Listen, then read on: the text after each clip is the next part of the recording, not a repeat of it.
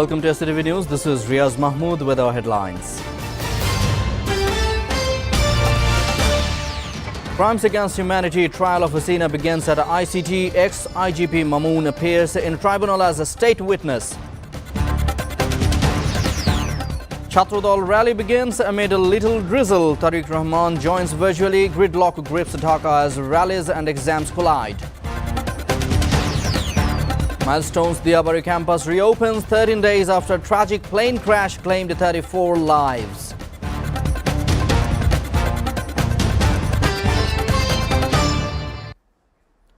Former Inspector General of Police IGP Chaudhry Abdullah Al Mamun appeared before the International Crimes Tribunal ICT today as a state witness in a case filed against ousted Prime Minister Sheikh Hasina and others on charges of crimes against humanity during the July uprising. The two others accused in the case are Mamun himself and the former Home Minister Asaduzzaman Khan Kamal. Among them, Chaudhry Abdullah Al Mamun filed a petition to become a state witness, which has been formally accepted by the International Crimes Tribunal on the condition that he discloses the full truth surrounding the alleged events. This marks the first time he has appeared in court in this new role. The ICT officially commenced the trial proceedings against former Prime Minister Sheikh Hasina on charges of crimes against humanity for killings and torture during the protests of students against discrimination and mass movement in July and August 2024. Mamun was brought to the tribunal from prison in a standard prison van today. However, unlike his previous court appearances, he was not seen wearing handcuffs or a protective helmet. Not just punishment, it's about justice for future generations, says Attorney General as disposition begins in Hasina's trial. The International Crimes Tribunal ICT officially commenced the trial proceedings against former Prime Minister Sheikh Hasina on charges of crimes against humanity for killings and torture during the protests of students against discrimination and mass movement in July and August 2024. The tribunal began with the prosecution's opening statement, followed by the first witness testimonies today.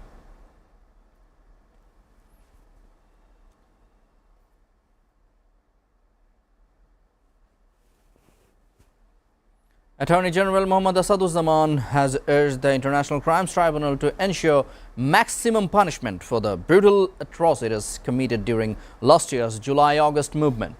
He made the plea during his opening statement before a three-member ICT panel led by Justice Ghulam Murtuza Majumdar today. As part of the trial proceedings for crimes against humanity involving three individuals, including former Prime Minister Sheikh Hasina and former Home Minister Asaduzzaman Khan Kamal, the tribunal's chief prosecutor Muhammad Tajul Islam opened the session with an introductory statement. The first witness, Khokon Chandra Bormon, who was shot in front of Jatrabari police station on 5 August last year, gave his testimony before the tribunal. Attorney General Asaduzzaman stated, "We seek justice within the framework of the law. The prosecution will present the evidence, which must be thoroughly analyzed and assessed through witness testimonies. This is not just about punishment, it's about establishing justice for future generations." He further said, in past regimes, a political culture of enforced disappearances and killings was fostered. For the sake of the people and for democracy, a justice system must be established that puts an end to this politics of violence.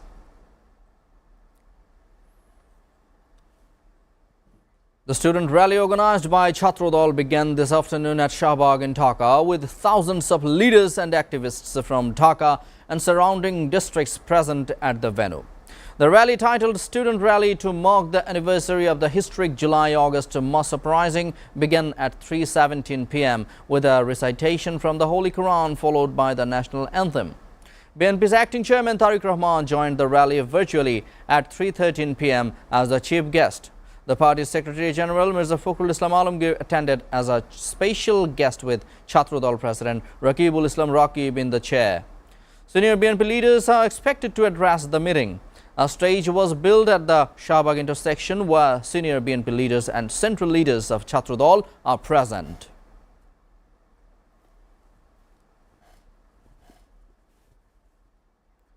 Marking the anniversary of last year's one-point demand for the resignation of the then-ruling, now-deposed Awami League government and to announce the manifesto of a new Bangladesh, the National Citizen Party NCP has launched a rally today at the capital central Shahid Minar. NCP senior joint conveners Monira Sharmin and Samantha Sharmin, joint member secretary Akram Hussain, senior joint convener Ariful Islam Adib, joint convener Anik Roy and joint member secretary Lutfur Rahman were seen on the stage. Processions of leaders and activists from various districts, metropolitan and Upazila units were seen arriving under banners of NCP, NCP's Shromik Wing and the Bangladesh Ganotantrik Chhatra সংসদ. According to the party, NCP will unveil its manifesto for New Bangladesh from the rally today. A police control room has been set up by the DMP on the grounds of a Qazi Mutahhar Hussain building at Dhaka University, adjacent to the Shahid Minar. Additionally, RAB has established its own control room to ensure comprehensive security at the event. Regular police members of the Rapid Action Battalion, RAB, Counter-Terrorism and Transnational Crime CTTC unit, K9 Dog Squad and Dhaka Metropolitan Police's bomb disposal unit have been deployed. Dhaka's streets turned into a sea of traffic on Sunday morning as political rallies and public examinations brought the city to a near standstill. From early hours, office-goers, students and everyday commuters found themselves stuck in long tailbacks, inching through major roads under the scorching sun. With thousands heading to political gatherings and exam centers across the capital, pressure on key thoroughfares only worsened. Roads near major intersections, exam centers and rally venues experienced particularly heavy traffic, leaving thousands stranded or delayed. Law enforcement agencies have intensified security measures and restricted vehicular movement on several major roads in the capital to reduce public inconvenience, according to Dhaka Metropolitan Police DMP. The BNP-backed Jatiyotabadi Chhatra Dal JCD is scheduled to hold a rally at the Shahbag intersection from 2 p.m. to 6 p.m. Besides, the National Citizen Party NCP will organize a gathering at the central Shahid Minar from 4 p.m. to 6 p.m. demanding the announcement of the July Declaration and July Charter. Meanwhile, the Jamaat-e-Islami-backed cultural group Saimum Shilpi Goshti will stage a program titled July Awakening at Sohrawardi Uddan. Larger crowds are expected in the Shahbag, Central Shahid Minar and the Sohrawardi Uddan areas due to these overlapping events. In a public notice signed by DMP Commissioner Sheikh Muhammad Sajjad Ali, warned of possible traffic congestion in and around Shahbag. In light of the HSC examinations, the DMP has announced traffic diversions and partial movement control in the area to minimize public inconvenience.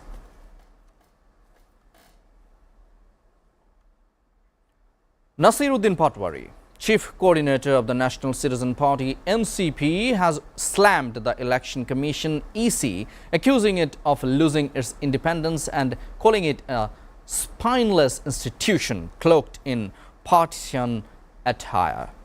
We are seeing more and more signs that the Commission is being taken over, its organs cloaked in military uniforms, and those who remain are veiled in political colors, Patwari said while speaking to reporters following a meeting with the Chief Election Commissioner today. He said, yet we are still offering them a chance to correct the course. The NCP leader accused the current Commission of systematically depriving citizens of their electoral rights. Highlighting what he termed a shift in tactics, he said, if anyone other than a particular party tries to participate in the electoral process, disruptions are engineered. This is the direction the situation is heading. Calling the EC a vital constitutional institution, Patwari said the NCP had submitted its application for party registration and would, if necessary, lay bare the Commission's flaws to the public. We are still giving them the opportunity to reform themselves, but soon, through our actions and disclosures, people will come to see just how compromised this Commission truly is. He acknowledged the Commission's apparent partisan bias, but noted that the party would monitor the evolving situation before making a final decision. We are consistently engaging with them, pointing out their errors and allowing them room for correction, he said.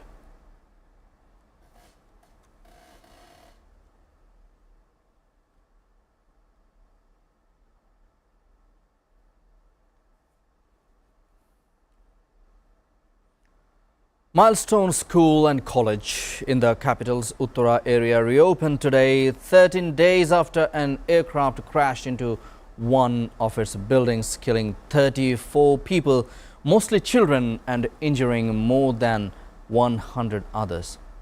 Though the school has resumed activities, no regular classes or examinations are scheduled for today. The day began with a memorial event for those who lost their lives in the crash. Students were seen on campus this morning, many still visibly shaken. Several said they continue to feel anxious, especially when planes fly overhead. Guardians gathered near the damaged buildings also expressed concerns, saying they fear a repeat of such a tragedy. Shah Bulbul, public relations officer in the school, said in a statement yesterday evening that the decision to reopen was made to support students' mental well-being and help them gradually return to a normal routine. He also noted that counseling services are being provided on campus and a medical camp run by the Bangladesh Air Force is offering physical and psychological support.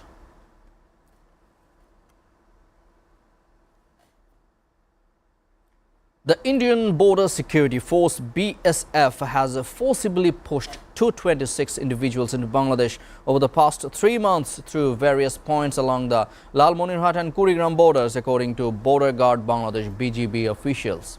Among those pushed across were Bangladeshi, Indian and Myanmar nationals. The incidents took place under the jurisdiction of 3 BGB battalions in the Rangpur sector, BGB 15 Lalmonirhat, BGB 22 Kurigram and BGB 61 Thista, said Lieutenant Colonel Mehdi Imam, commanding officer of BGB 15 battalion in Lalmonirhat. He added that the 226 individuals included 88 Bangladeshi nationals, 118 Indians and 20 Myanmar citizens. Among them, 88 Bangladeshis were returned to their families following police verification, Mehdi said. Of the Indian nationals, 100 were officially returned through flag meetings with BSF officials, while 38, including 20 Myanmar citizens, were pushed back at the border by BGB personnel, BGB sources said. According to BGB data, under the Lalmonirhat's BGB 15 battalion area, 48 individuals were pushed across in May, followed by 10 in June and 10 in July. In the Thista BGB 61 area, also covering Lalmonirhat, 67 people were pushed into Bangladesh in May, 28 in June and 6 in July. Under Kurigram's BGB 22 area, 51 such incidents occurred in May and 6 in June. Locals have taken it upon themselves to assist border guards in monitoring the situation. To prevent BSF from pushing people into Bangladesh under the cover of night, we joined hands with the BGB and stood guard. We are still observing the situation and will resume night patrols if needed. A resident of the Durgapur border area in Lalmonirhat said this.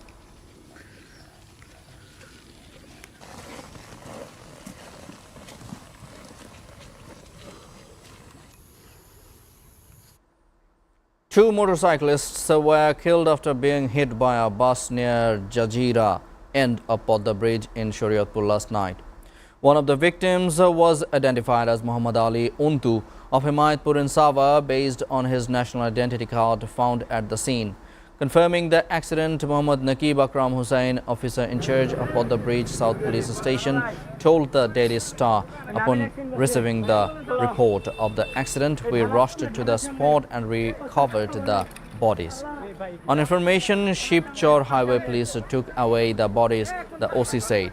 According to police and local sources, a motorcycle was entering the expressway from the Podda Bridge service area when a bus near ended it around 10:15 p.m. in the Naudoba area, killing both riders on the spot.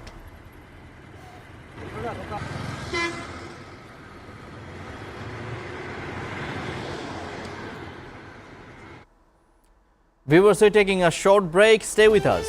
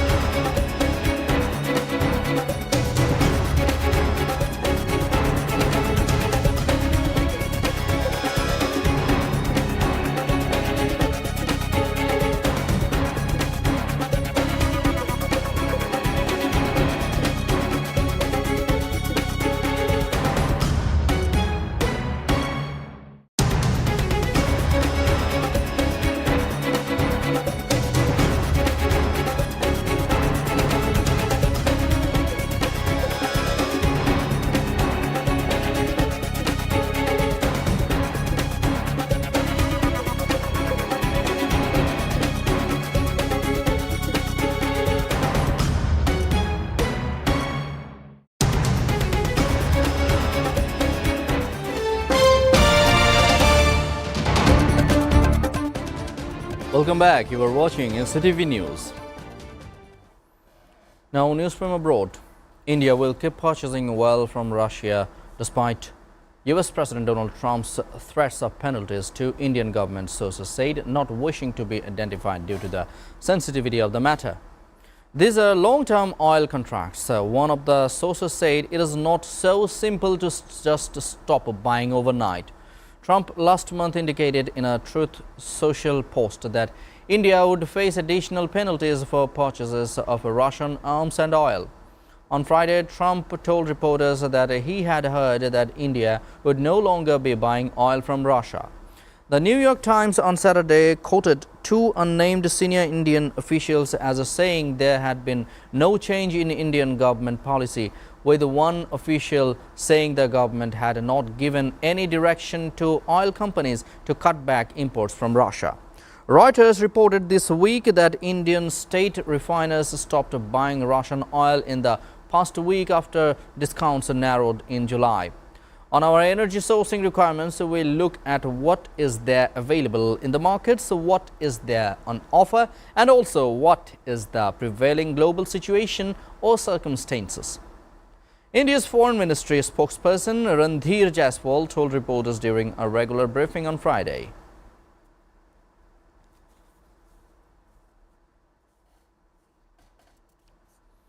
A Karnataka court in southern India has sentenced Prajwal Ravana, a prominent politician, to life in prison after being found guilty of raping one of his domestic staff, says the BBC. Ravana, who is from an influential political family in the state, was sentenced Saturday. 2 August, the allegations against the 34-year-old former Indian MP first came to light in 2023 after hundreds of explicit videos featuring him started circulating on social media, causing outrage across the country. Ravana had denied the charges. On Friday, he broke down and pleaded for a lesser punishment when he was found guilty. He can appeal against the sentence. Ravana is a grandson of former Indian Prime Minister H.D. Devegowda, whose Janata Dal is allied with current Prime Minister Narendra Modi's BJP. It is rare that a person with such an influential political background gets punished in a case like this in India, says the BBC. Ravana left India in April 2024 using his diplomatic passport after hundreds of videos of alleged abuse began circulating in his state. At the time, Ravana did not comment on the videos, but an official from his office said the videos had been doctored. He was arrested a month later after arriving back home from Germany. He is still facing 2 other rape cases and 1 case of sexual harassment. He denies the charges.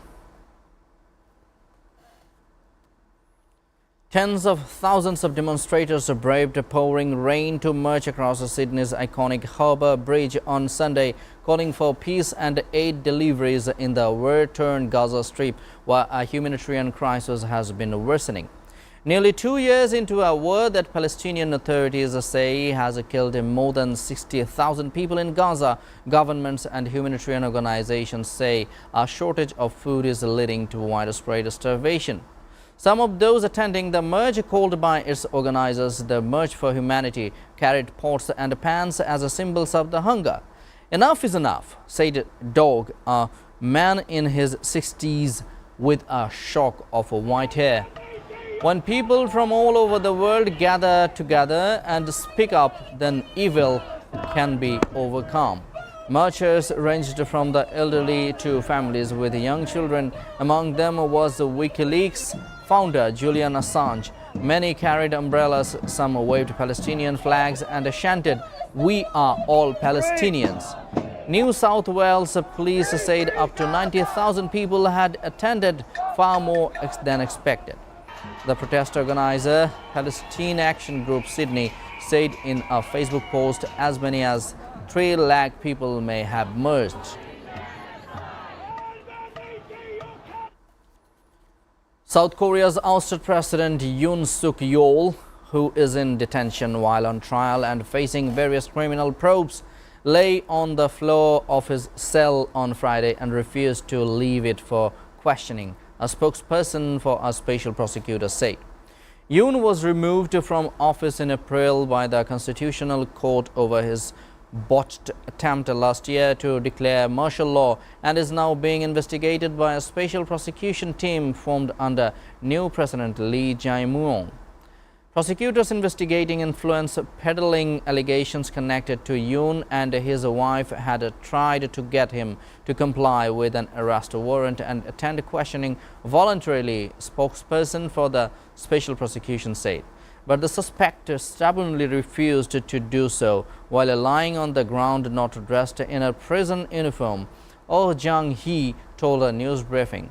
She said investigators would try again to bring him in even if they had to use force. Yoo Jeong-hwa, one of Yoon's lawyers, told Reuters that bringing up what he was wearing in a small space where the temperature was close to 40 degrees Celsius was a public insult to his dignity and showed how the state was violating inmates' human rights. The former president was put back in a solitary cell at the Seoul Detention Center in July as prosecutors investigating his short-lived declaration of martial law in December sought additional charges against him.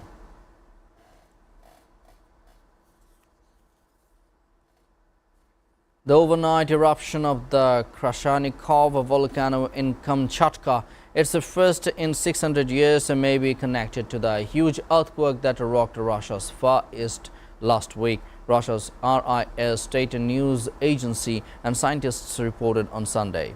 This is the first historically confirmed eruption of Krashenikov volcano in 600 years, RIA cited Olga Gurina, head of the Kamchatka Volcanic Eruption Response Team, as saying.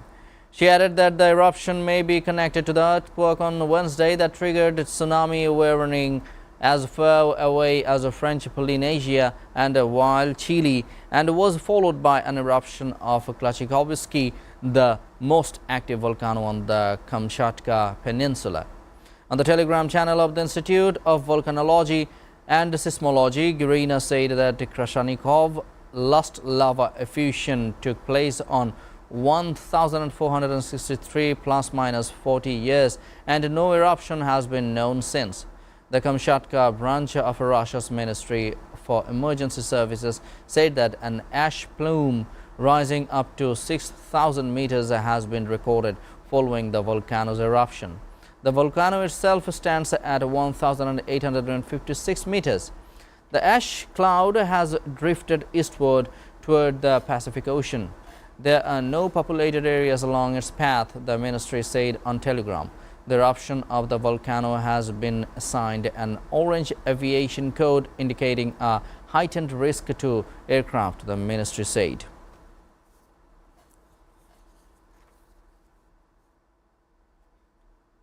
Hamas said on Saturday that it would not lay down arms unless an independent Palestinian state is established. In a statement, the Palestinian group said its armed resistance cannot be relinquished except through the full restoration of our national rights, foremost among them the establishment of an independent, fully sovereign Palestinian state with Jerusalem as its capital.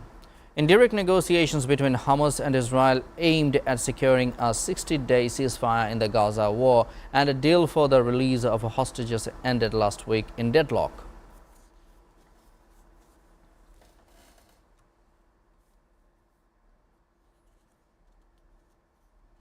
Now sports. Brazil successfully defended their Women's Copa America crown by defeating Colombia 5-4 in a shootout on Saturday to claim their 9th continental title after a roller coaster final in Quito ended 4-4.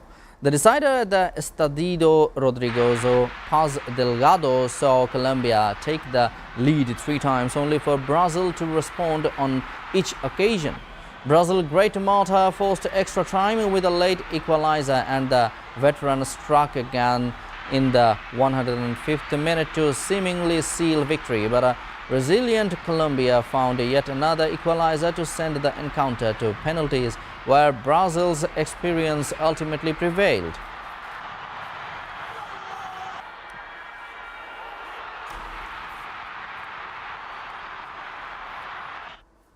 Before ending, we go through the headlines again.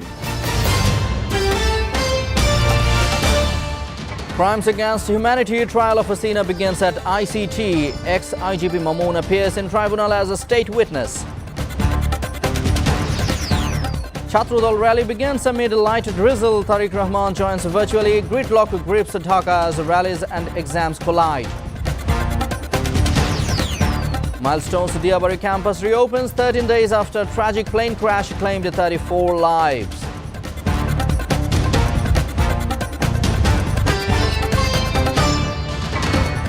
You are updated with our top stories so far here on SATV, and to know the latest news, visit www.satv.tv. Stay with SATV.